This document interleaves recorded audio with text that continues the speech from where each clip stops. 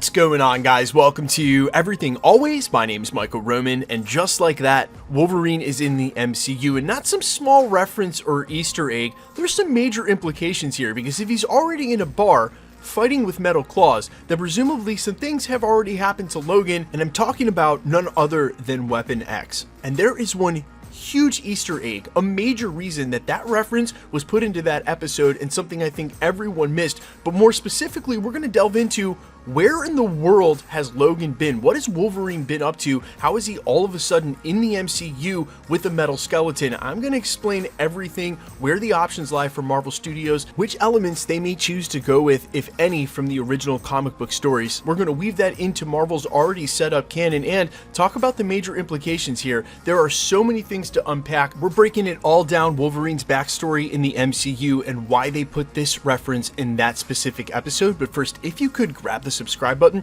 We do daily Marvel content at the channel, and that's all we do. Everything from official Easter egg breakdowns, trailers, and reviews to the occasional industry insider report and everything in between. So if that sort of thing's for you, hit the sub button, leave a comment down below. That'll automatically enter you to win our ongoing PS5 giveaway, which we are right around the corner from the next giveaway and could easily hit by month's end. All you got to do, be a subscriber, leave a comment, and if you want, stick around to the end of the video. We'll get into all the giveaway stuff again there. Okay, so two things to keep in mind as we piece together the MCU Wolverine backstory. First and foremost, Marvel has always picked and chosen when they would stick to a story or a character from the comics, or when they would borrow things from other characters, other stories, or even write their own narrative when it suits their purposes. So there is nothing set in stone already about what's happened with Logan and Wolverine in the MCU. We just know he's there.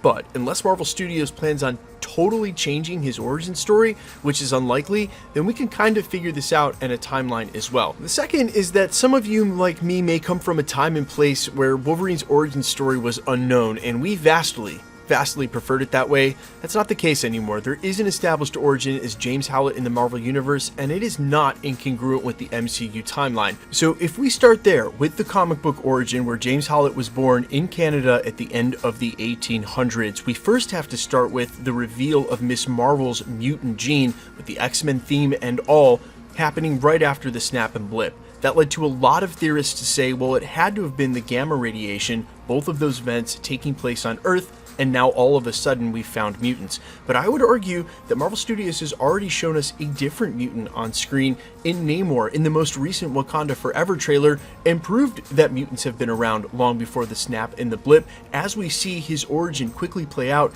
in scenes during the trailer, you see a young Namor in front of a huge house on fire, and in the foreground we are clearly in pre-modern times. You can see there with the horse wagon and the way that people are dressed. So knowing that they're going to base Atlantis loosely on the Mayan Empire, and that the Spanish conquest of that area happened as early as the 1600s, James Howlett being born a mutant at the end of the 1800s at least explains to me that Marvel's going to go the route of saying, hey, mutants have always been there. They've always been in the MCU. They've just been super rare, and in some cases, like Namor or James Howlett, Logan, Wolverine, they've been off everybody's radar. And so while yes, the snap and the blip may have accelerated that, brought out the mutant gene en masse across the population because of the gamma radiation, I think it's going to be the case they've always been there. And yes, across the multiverse, not everything's the same, but the 838 established that they had mutants, they had the mutant gene, they were able to defeat Thanos before the snap, presumably, and there was Professor X. So James Howlett, Logan, existing in the MCU over the last, say, 120 years so, is not impossible. They can go with the original comic book origin, or leave it unknown for a time, as I presume that they will. But the reason they put this Easter egg in that episode came shortly after that, where she interviews Emil Blonsky. Now, admittedly, Emil Blonsky's remembering of how the situation went is a little bit different, or say a lot different, than the original Hulk film, and I needed a refresher, so I went and watched. But it was all Emil and his own machinations with how far things went with the Abomination in the Hulk film, and I think there's a reason he's not being honest, and it'll tie into the post-credit scene. We'll talk about that in a different video.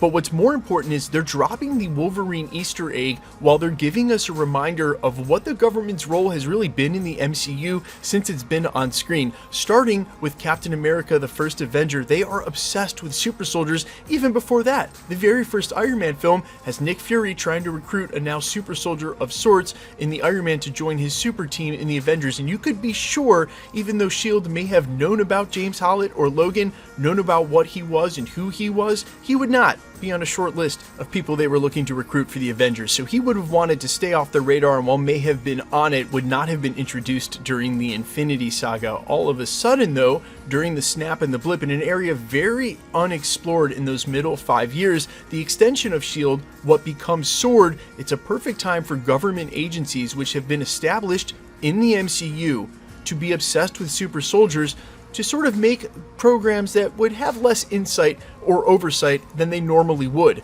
That can lend themselves to establishing the Weapon X program. So I think there is still a perfect timeline in the MCU where Logan can have existed, born in his original origin in the late 1800s as a mutant, but then finally enters something like Weapon X, established as a program under SWORD during the snap and the blip, when there would be huge gaps in government, very little oversight. That gets his skeleton now coated in metal, and that's why you finally get some sort of headline about him dueling in a bar with a metal skeleton. He may have always been there, but now just in a very different place because of what recently happened with Weapon X. And I think there's still plenty of time for them to work this in without it feeling forced. Born at the end of the 1800s, James Howlett to wealthy parents in Canada, his mom's institutionalized, his father's eventually killed by the groundskeeper named Thomas Logan. That's why he ends up taking the alias Logan, and he of course has a lot of trauma that is part and parcel for his story. They can keep all of that, have him fighting in the wars as he did through the comics,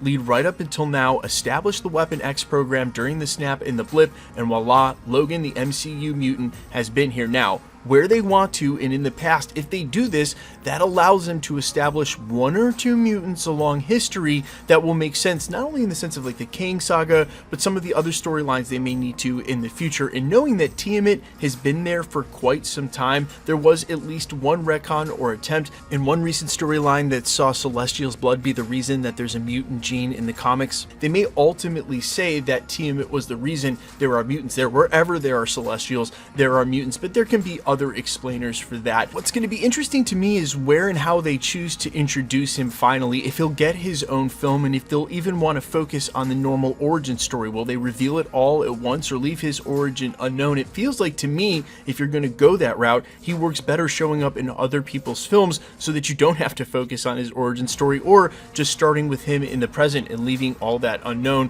As I said very shortly after the prologue, guys, I've always preferred the original origin of Wolverine not being a known commodity. This was something that they decided to go ahead and retcon or explain much later, but for purists and people like me, I just rather don't want to know where he's coming from. He's just, out of nowhere. No one knows anything. He's fighting ninjas. That's Wolverine to me, and it always will be. But guys, let me know your thoughts down in the comments, what you think about this storyline and establishing Weapon X in the gap in government during the snap and blip, if you sort of are down with that. And if you want him to even have his own origin story and how you want that done, I am all ears as always. Who you got is the MCU's Wolverine? And quickly, let's jump into the giveaway stuff before I let you go. We are still giving away PlayStation 5s every 20,000 subscribers, all the way up to 1 million. All you have to do, hit the subscribe button, leave a comment down below, because it's truly random. The more videos you comment on, the better chance you have of winning. All winners will be announced at the end of videos, the same way we're doing here. The best way to keep up with the content has always been to hit the notification bell with all notifications turned on. And as always, if you liked today's video, I'd appreciate it if you'd hit the like button. My name is Michael Roman. You can find me over on Instagram and Twitter at IamFires. You can also find me on Spotify, YouTube, Amazon, Apple, iTunes, wherever you listen to original music under the name All Fires. I am still in Odyssey.com's competition to win that show in Hollywood. It doesn't end until the middle of September. I'm in the quarterfinals. If you want to support me there and vote for free with a Facebook account, you can by doing so, clicking the link. I'll have it pinned at the top of the comments. I love you guys. I'll see you in the next one. Peace.